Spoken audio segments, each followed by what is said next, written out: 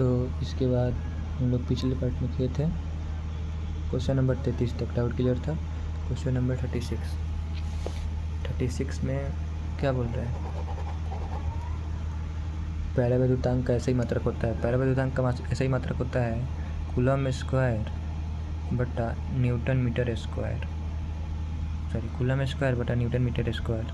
तो इसको हम बोलेंगे कूलम स्क्वायर और न्यूटन की पावर -1, क्योंकि नीचे से ऊपर जाएगा तो -1 होगा, और मीटर का पावर -2। नीचे से ऊपर जाता है तो इन्वर्स लग जाता है, यानी कि पावर माइनस में हो जाता है, और -2, यानी कि देखो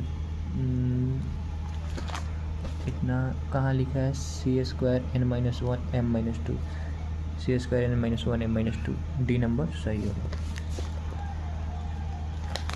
पहले देख लीजिए एक बार, डी नंबर कितना का डी, 36 का डी, 36 का डी सही है। अब 37 नंबर क्वेश्चन हो गया, 36 हो गया, 37 नंबर क्वेश्चन। प्रति इकाई आवेश पर लगने वाले बल को कहते हैं, मतलब प्रति इकाई आवेश पर लगने वाले बल F/Q प्रति एकांक आवेश, यानी कि प्रति एकांक मतलब प्रति एकांक आ जाए तो जो बोल रहा है उसको नीचे आ जाता है। तो प्रति एकांक क्या बोल रहा है, प्रति एकांक आवेश, तो आवेश नीचे आ जाएगा, Q नीचे। प्रति एकांक आवेश पर लगने वाले बल, तो बल ऊपर रहेगा, F बराबर ऊपर। तो किस फार्मूला में होता है F/Q0, तो E बराबर होता है F/Q0, हम लोग पढ़े हैं। प्रति एकांक आवेश पर लगने वाले बल को विद्युत क्षेत्र की तीव्रता कहते हैं। तो क्या है विद्युत क्षेत्र, तो सी नंबर 37 का सी, 37 का सी सही है। 38 आवेश पर परिणामीकरण दर्शाता है, परिणामीकरण बोले चाहे क्वांटमीकरण बोले वही होता है, क्वांटाइजेशन ऑफ इलेक्ट्रॉन। तो ये नंबर दिया, आवेश जो एक इलेक्ट्रॉन पर आवेश का एक अंश है यह संभव नहीं है। एक आवेश जो नष्ट नहीं किया जा सकता है। कणों पर आवेश होता है, एक कण पर न्यूनतम अनुप्रेय आवेश होता है। तो ये पढ़ना ही नहीं है क्वांटाइजेशन ऑफ इलेक्ट्रॉन, मतलब क्वांटमीकरण, इलेक्ट्रॉन का क्वांटमीकरण में ये पढ़ना ही नहीं है। कणों की आवेश, कणों पर आवेश होता है, आवेश ना तो नष्ट होता है ना, तो ये भी उसमें नहीं पढ़ना है। आवेश की वो हो गया, सॉरी, आवेश का शायद संचारितक होता है कुछ, वही हो गया, तो ये बच गया। तो आवेश जो इलेक्ट्रॉन पर आवेश का एक अंश है, आवेश जो एक इलेक्ट्रॉन पर आवेश का एक अंश है संभव नहीं है।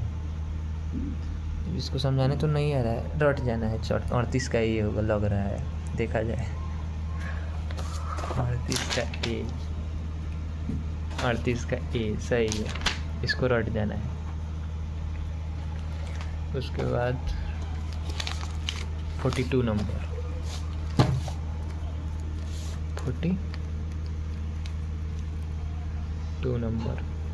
42 नंबर में लिखा है 8 कूलम ऋण आवेश।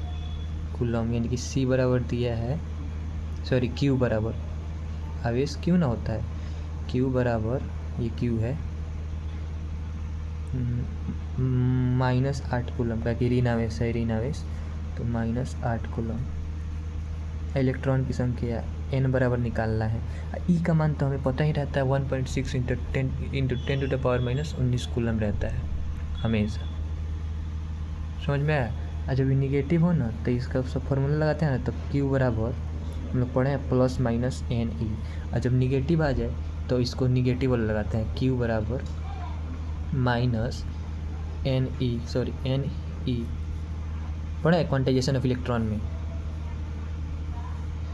तो Q दिया है, N निकालना है, तो -Q/E = N निकालना हो तो Q में E से भाग दे देंगे, तो माइनस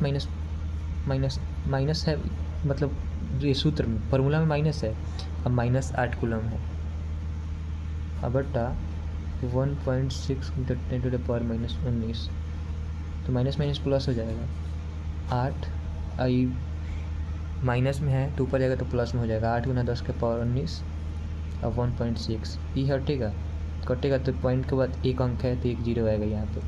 16 पच्चे 80, 5 गुना 10 के पावर 19। उसके बाद हम लोग देखेंगे कहाँ है 5 गुना 10 के पावर 19, 42 का ए। 5 गुना 10 के पावर 19, 5 गुना 10 के पावर 19, 42। वाह गर्दा उड़ा दी। 42 का ए हो गया। 43 नंबर क्या बोल रहा है? 5 कूलम के 2 बराबर एवं विपरीत आवेश परस्पर 5 सेंटीमीटर की दूरी पर रखे गए हैं।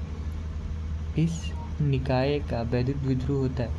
तो सबसे पहले मैं आपको बता दूं कि मीटर में चेंज करना पड़ता है, क्योंकि उसका मीटर में ही लेंथ होता है, सब चीज़ मीटर में ही होता है, इसलिए उसको मीटर में चेंज करना पड़ता है। तो कितना क्वेश्चन नंबर 43 है, तो उसको मीटर में चेंज करना होगा। सबसे पहले लिखेंगे क्यू बराबर कितना दिया है? 5 कूलम दिया है, क्यू बराबर 5 कूलम। उसके बाद दिया है आर दिया है, सॉरी एल बोलते हैं इसको, एल दिया है 5 सेंटीमीटर। तो इसको मीटर में चेंज करेंगे तो एल बराबर 100 से भाग दे देंगे तो मीटर में चेंज हो जाएगी। या फिर सेंटी का मतलब क्या होता है? देसी सेंटी मिली माइक्रो पढ़े हैं। देसी का मतलब 10 के पावर -1, सेंटी का मतलब 10 के पावर -2, मिली का पावर मतलब 10 के पावर -3। तो यहीं 10 के पावर -2 सेंटी होता है, तो सेंटी की जगह पे 10 के पावर -2 का मान रख देंगे वैसे भी। या फिर ऐसे हम लोग बचपन से पढ़ते आते हैं, 100 से भाग दे देंगे मीटर में बदलने के लिए। तो ये हो जाएगा एल बराबर 0.05 हो जाएगा। ये इसको भाग देंगे तो 0.05 मीटर हो जाएगा ये मीटर। तो हम लोग पढ़े हैं, इसमें क्या बोल रहा है? रखे गए हैं इस निकाय का विद्युत द्विध्रुव आघूर्ण, यानी कि P बराबर तो पूछ रहा है, कितना आसान क्वेश्चन है। P बराबर 2Q × L पढ़े हैं। तो P बराबर क्या होगा? 2Q कितना है? 5, L कितना है? 0.05। 5 दूना 10 गुना 0.05,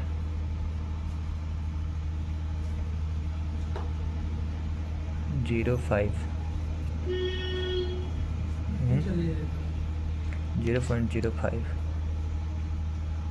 तो ये हो जाएगा 10 से गुना करेंगे तो हो जाएगा 0.5।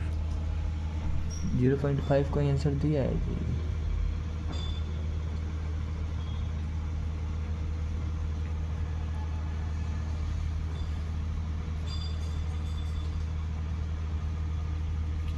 जीरो 0.5 तो नहीं दिया है। अच्छा तो दिया है ना 5 पॉइंट गुना 10 के पावर -2 दिया है। तो देखिए 0.5 है तो इसको इधर घसकाना है। कुछ तो गड़बड़ हो रहा है।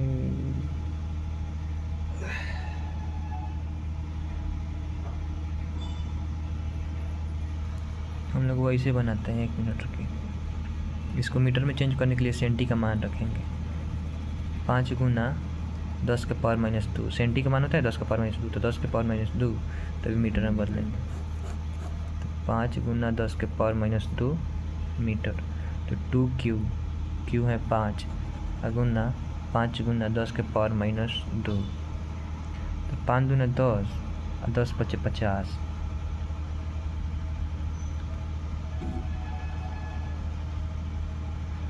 कहीं तो कहीं में गड़बड़ा रहा है,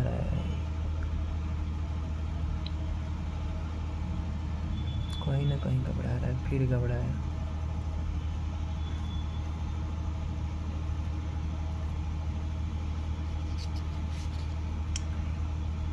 P बराबर होता है 2Q × L। P बराबर होता है 2Q × L। अब P निकालना है।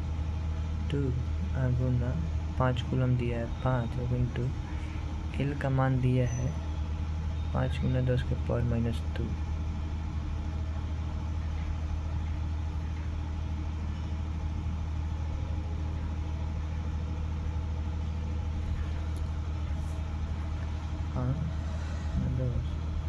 25।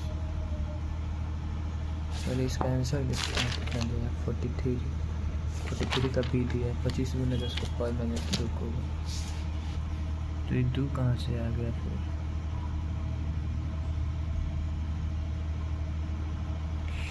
अच्छा, घबरा न गया है यहाँ पे। हम लोग विद्युत द्विध्रुव आघूर्ण जो पढ़े, P बराबर पढ़े हम लोग, तो बोले कि मतलब विद्युत डाइपोल जो होता है ना, उसका दोनों Q1 Q2 दोनों का मान बराबर होता है, मतलब दोनों सेम ही होता है। तो किसी भी एक आवेश का मान तथा दोनों के बीच की दूरी, तो हम लोग दूरी माने थे 2L, तो इसमें तो दूरी दिया है, तो इसमें 2L लगाने की ज़रूरत नहीं है। 2L यहीं है 2L। समझ में नहीं आया? मतलब द्विध्रुव में हम लोग बोले थे विद्युत द्विध्रुव आघूर्ण किसे कहते हैं, तो इन दोनों मतलब किसी द्विध्रुव के एक, मतलब जैसे मेरी दोनों बल का मान समान होता है, बस ये पॉजिटिव होगा तो ये निगेटिव होगा, तो ये पॉजिटिव होगा तो ये निगेटिव है, निगेटिव होगा तो ये पॉजिटिव। तो इन दोनों के बीच किसी एक का मान लेंगे, दोनों का मान समान ही होगा, तो किसी एक का मान लेंगे, अर्थात दोनों के बीच की दूरी को हम लोग माने थे 2L मान लिए थे उसमें। तो इसमें दोनों के बीच की दूरी दे रहा है, दोनों के बीच की दूरी के गुणनफल को कहते हैं हम लोग विद्युत द्विध्रुव आघूर्ण। तो इसमें दोनों के बीच की दूरी दे रहा है, तो 2L होगा, यहाँ पे L नहीं होगा, 2L का मान इतना दिया है। तो हम लोग 2 नहीं लगाएंगे कि बस 2Q तो लगाएंगे, लेकिन 2 नहीं, 2 यहाँ पे लगाएंगे, 2L लगा देंगे। तो 2L का मान कितना है, इतना 5, 2L बराबर 5 × 10⁻² सेंटीमीटर। तो ये 10 ना हो के डायरेक्ट हो जाएगा 25 × 10⁻² कूलम-मीटर।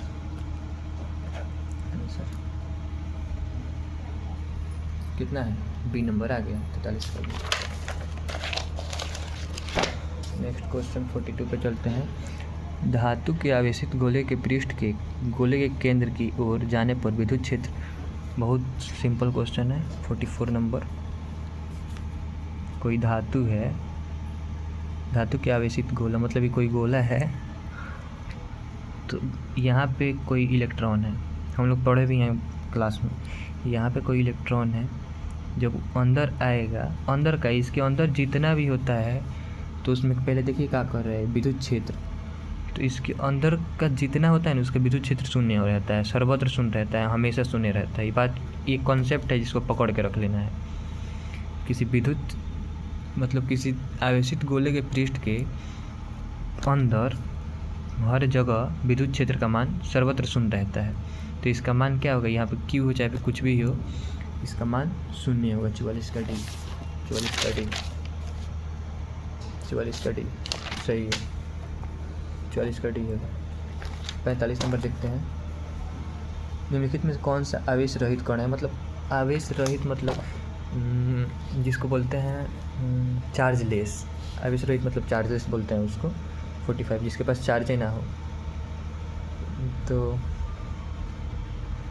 जैसे लोग बोलते हैं कैरेक्टरलेस, जिसके पास कैरेक्टर ना हो उसे कैरेक्टरलेस कहते हैं। तो अल्फा कण, इसके पास तो होता है हीलियम का नाभिक, यानी कि हीलियम +2, ये हो गया अल्फा कण। इसके पास होता है बीटा कण, उसके पास भी होता है प्रोटॉन, इसके पास भी होता है आवेश होता है। एक फोटोन हो गया, हम लोग पढ़े हैं चैप्टर 12 में कि फोटोन उदासीन होता है, इस पर कोई चार्ज नहीं होता है, तो फोटोन हो गया। 45 का